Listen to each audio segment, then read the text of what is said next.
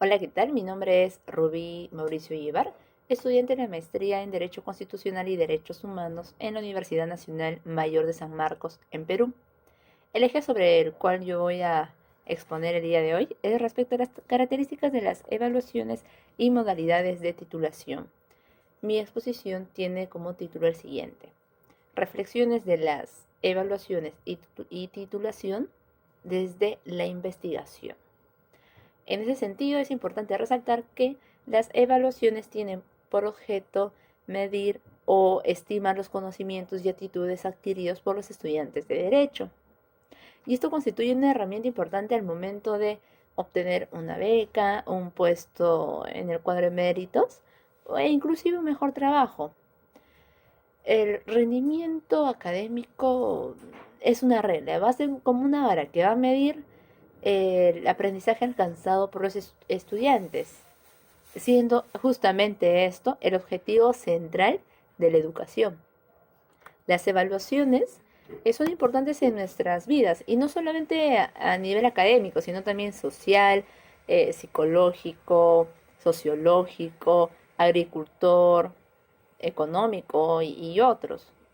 No obstante, el sistema de gobierno, las empresas, las instituciones privadas, los mismos alumnos, instituciones públicas, solamente se fijan o se centran en la calificación, en la evaluación y no en algo más importante, porque se olvidan de la autoevaluación.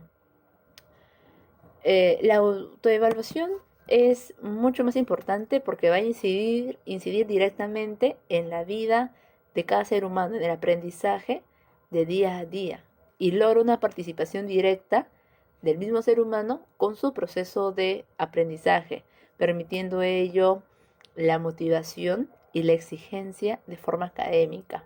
También cabe resaltar que la importancia de las formas adoptadas por las universidades para efectos de evaluación van a variar en cada casa de estudios.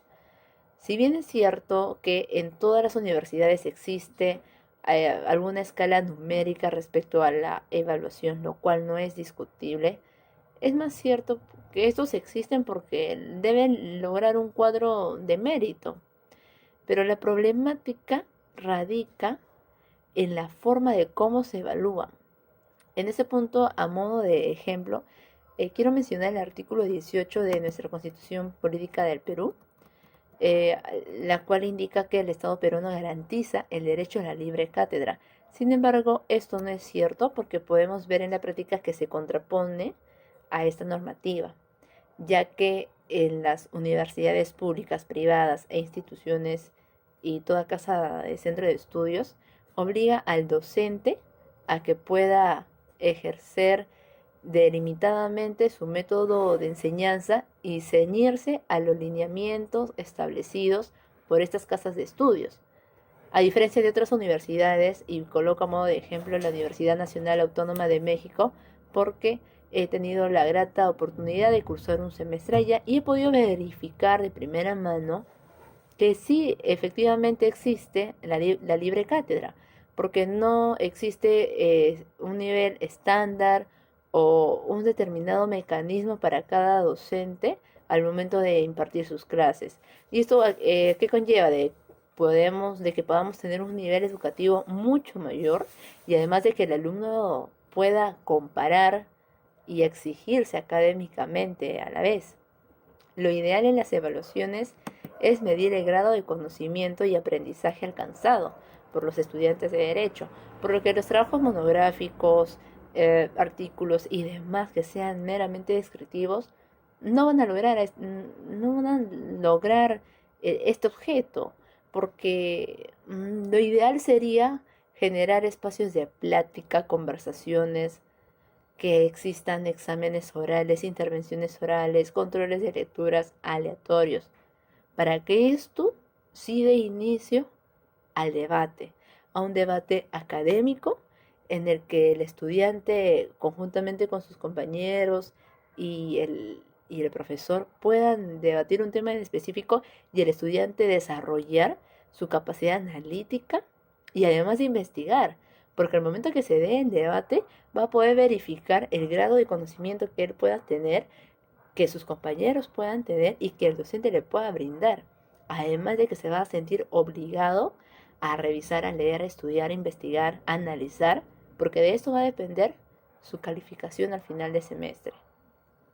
En cuanto a las modalidades de titulación, bueno, en Perú nos encontramos marcados por dos momentos, desde el año 2016, porque desde entonces SUNEDU, la Superintendencia Nacional de Educación, que pertenece al Ministerio de Educación, supervisa que las universidades y, bueno, y universitarios e universitarias puedan cumplir con los requisitos a efectos de obtener el grado de bachiller, magíster, doctor o el título de abogado, en nuestro caso, ¿no? Hablando a términos generales, el título universitario. Desde entonces, la única forma de obtener el grado de bachiller es mediante la presentación de un proyecto de tesis, y para obtener el título universitario es mediante el desarrollo de esta tesis. Es decir, se está inculcando o imponiendo prácticamente un sistema de investigación, lo cual no debería ser así porque la educación debería estar presente desde el inicio de la vida del ser humano, desde sus primeros pasos. Por ejemplo, los niños, cuando asisten al jardín de niños para recibir estimulación temprana, desde este momento pueden ellos tener nuevas habilidades y enseñarles a desarrollarlas, su habilidad para explorar, para buscar, la curiosidad. Antes del año 2016, las modalidades de titulación en materia de derecho eran básicamente tres. La primera, la exposición de dos casos judiciales que hayan llegado a la Corte Suprema. La segunda, mediante un curso de actualización, obviamente terminando la carrera, y que exigía un puntaje mínimo. Y la tercera, muy poco usada, es justamente la tesis, ¿no? Pero no era realizada por más del 90% de los alumnos. Ahora, aquí quiero hacer una acotación. En cuanto a nivel maestría, se ha establecido que después de que el estudiante haya terminado, sea egresado, tiene obligatoriamente que presentar su tesis dentro del año de haber egresado. De lo contrario, no podría titularse. Pero no solamente se trata de estandarizar requisitos para obtener el título de abogado, sino que se necesita también controlar un nivel educativo que permita al estudiante llenar de excelente contenido analítico y brindar al mismo alguna solución. Además de aportar evidentemente un nuevo conocimiento o una figura jurídica al derecho. Sin embargo, la realidad es que llevar la tesis puede ser en muchos casos un curso más, porque el estudiante continúa trabajando, continúa con otros cursos, continúa con sus quehaceres, actividades y no le dedica tiempo a la investigación como debería ser. De esa manera, el sector educativo debe trabajar más para dotar de los recursos necesarios y económicos a los estudiantes, a efectos de que los mismos puedan únicamente trabajar día a día en el desarrollo de su tesis e inculcar la investigación desde los primeros niveles de educación, a efectos de no ser esto un problema al llegar a la etapa universitaria, preuniversitaria o, en muchos casos, en el posgrado.